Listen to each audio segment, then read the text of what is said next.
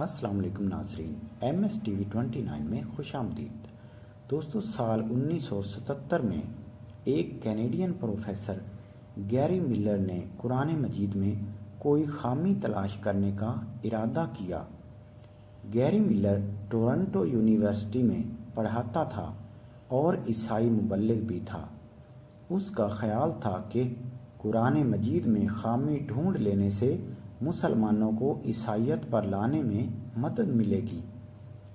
Miller نے قرآن پاک کے مطالعے کے بعد جو کچھ لکھا انتہائی غیر جانبداری کے ساتھ لکھا۔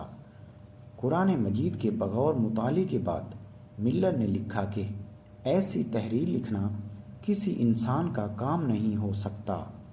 قرآن مجید کی سب سے پہلی چیز جس نے ملر کو متاثر کیا وہ اس کتاب مقدس کی کئی آیات کا ایک خاص انداز تھا۔ مثلاً سورۃ النساء کی 82ویں آیت، جس کا ترجمہ ہے کہ تو کیا وہ قرآن پر غور نہیں کرتے؟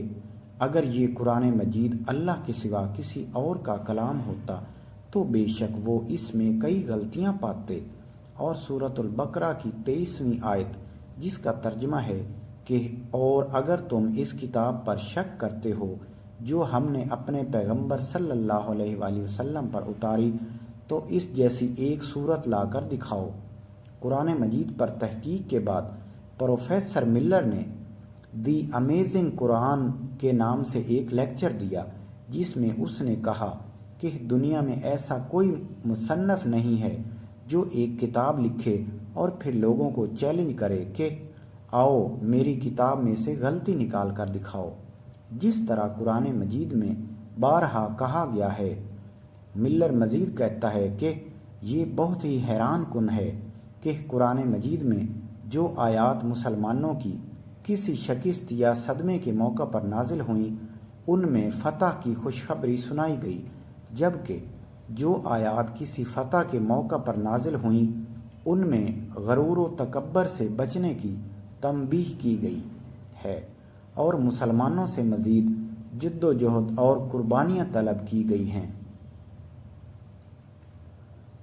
گیری ملر کہتا ہے کہ اگر کوئی شخص اپنی کتاب اپنی آپ بیتی لکھتا ہے تو وہ اپنی فتوحات کو بڑھا چڑھا کر بیان کرتا ہے اور شکست کو بھی ہیلے بہانے سے جیت ہی قرار دینے کی کوشش کرتا ہے، لیکن قرآن مجید میں تسلسل کے ساتھ اور انتہائی منطقی انداز میں اس کے بالکل برعکس لکھا گیا ہے۔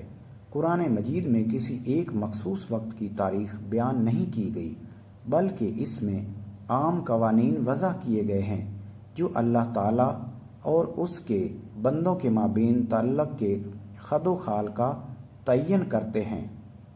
واضح رہے کہ گیری ملر نے 1977 میں قرآن مجید پر تحقیق کا آغاز کیا تھا اور محض ایک سال بعد 1978 میں انہوں نے اسلام قبول کر لیا اور اپنا نام عبدالاحد رکھ لیا تھا۔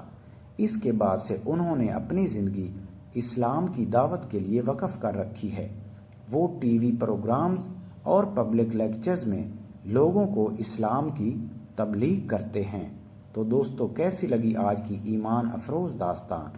اگر پسند آئی ہے تو میرے channel M S T V 29 کو سبسکرائب کر دیجئے اور پلیز ویڈیو کو لائک اور واچ کریں۔ Thank you so much. اللہ حافظ۔